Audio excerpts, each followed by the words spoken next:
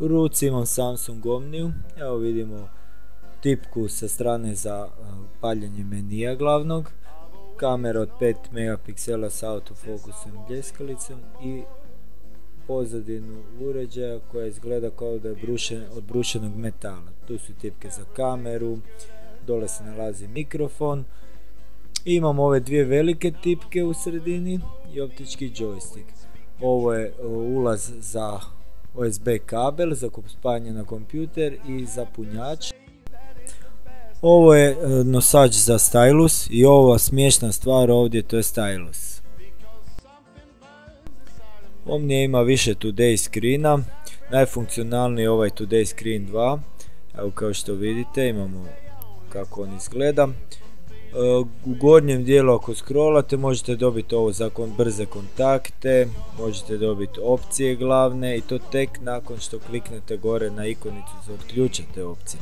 Tu možemo brzo isključiti funkciju telefona, wirelessa, vibre itd. Pritiskom na bočnu tipku dobivamo glavni meni, tako da je Windows Mobile, znači uređaj koji je Omnija, dobiva funkcionalnost, ajmo reći, klasičnog mobitela, tako da će se mnogi koji prelaze na Windows Mobile puno lakše snalaziti s ovim uređajima.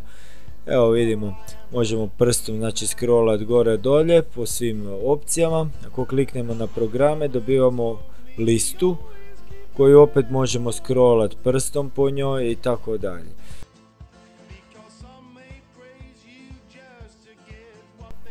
Ovako izgleda Today Screen 1 sa widgetima koji se nalaze u ovoj traci. Možemo zatvoriti traku, otvoriti, a widgete dovlačimo prstom na ovaj desktop, nešto slično kao na kompjuteru.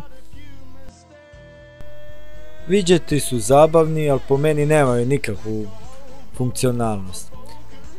Evo, vidimo, ponekad, evo sad imam problema, ponekad nije lako upravljati tim widgetima. Evo vidimo, zapinje, touchscreen ne radi savršeno, ni blizu kao iPhone. Evo pogledajte koliko puta ja moram probati, evo sad je uhvatilo.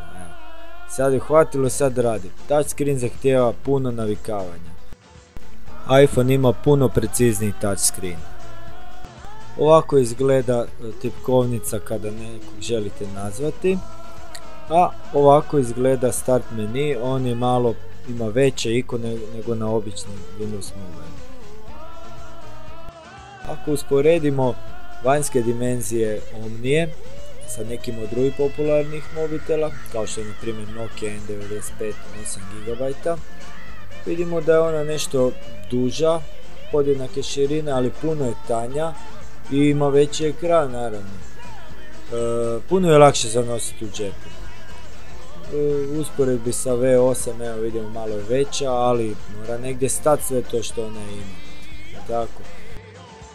U usporedbi sa iPhoneom ima nešto manji ekran, malo je uža, dok su ostale dimenzije više manje iste, debljine i tako.